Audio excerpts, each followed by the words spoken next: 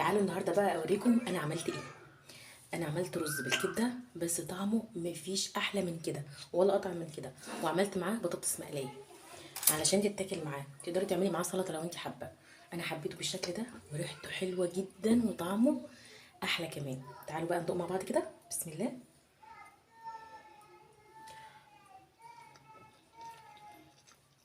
بيرفكت، جميل جدا.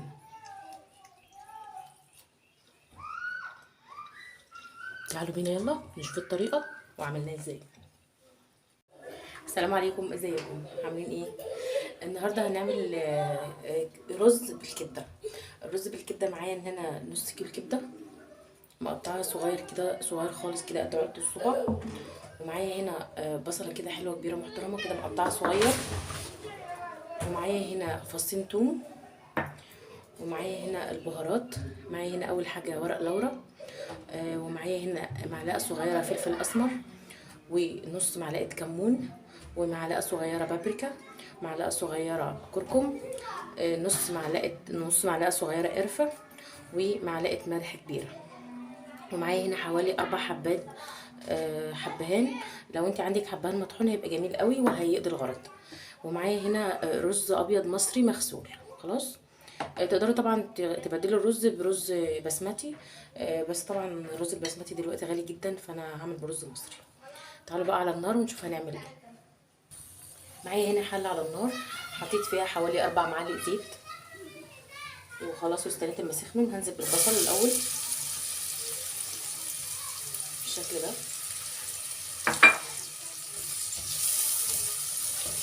هقلبها كده شويه واسيبها بس تدبل قبل ما انزل عليها ايه الكبده. على فكره يا جماعه الكبده اللي معايا دي كبده من اللي هي مش من اللي هي المجمده، ماهيش المجمده بتاعت الجيش دي اللي هي بتبقى رخيصه شويه، مش زي الكبده الاسعار طبعا دلوقتي خزعبليه. الكبده دي النص كيلو فيها كان ب60 جنيه، مش غاليه وجميله قوي وهتبقى حلوه في الاكل ان شاء الله، وانا مجرباها كتير وحلوه قوي. جربوها يعني متقلقوش منها. كده خلاص البصله قعدت حوالي 5 دقايق ودبلت شويه. هنزل عليها بنص كيلو كبده. طبعا انت لو حابه تعملي اقل من الكميه دي اعملي، بس انا عامله عشان الرز اللي عندي مثلا ازيد شويه، فانت ممكن تقدري تعملي بربع كيلو عادي. هسيبهم بقى مع بعض كده حوالي برضه 5 دقايق قبل ما احط لهم البهارات بتاعتهم. دلوقتي هنزل كده بفصين التوم اللي انا مقطعاهم ناعم جدا، هديها برضه تقريبا.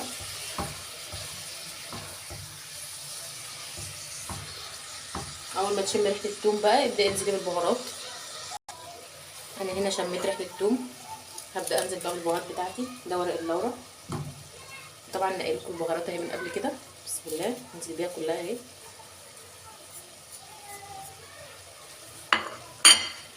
وهديها تقليبه كده وهسيبها شويه مع البصله والكبده قبل ما احط اي حاجه تانية.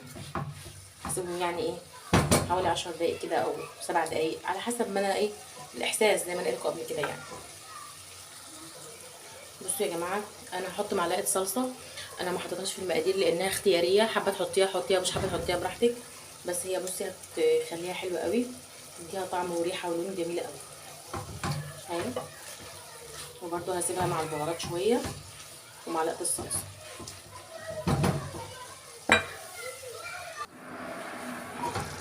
هنا كده خلاص هبدا احط الرز بقى معايا. بسم الله. طبعا انت لو عندك رز بسمتي وعايزه تستخدميه استخدميه، لكن انا ما عنديش بسمتي وده المتاح قدامي فانا بستعمله وهيبقى حلو قوي ان شاء الله. دي تقريبا كده مع الكبده.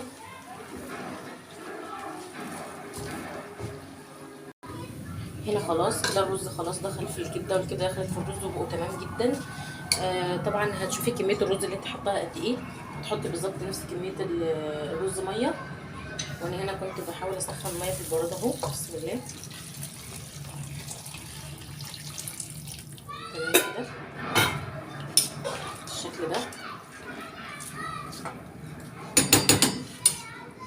هغطي عليها بقى لحد ما ينشف ويستوى كده وبعدين اوريكم.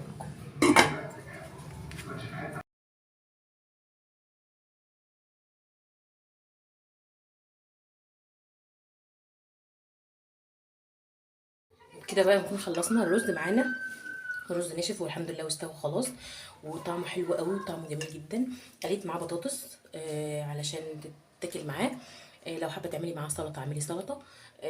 حابه تاكليه كده كليه كده. انا عن نفسي هاكله كده لان هو بصراحه ريحته قلب الشقه حرفيا وطعمه حلو جدا. اتمنى ان يكون عجبكم، وان شاء الله تشتركوا في القناه وتعجبكم كل وصفاتي، ويا ريت تعملوا لايك علشان الفيديوهات تترفع وناس تانية كتير تشوفها والقناه تكبر بيكم. يلا سلام.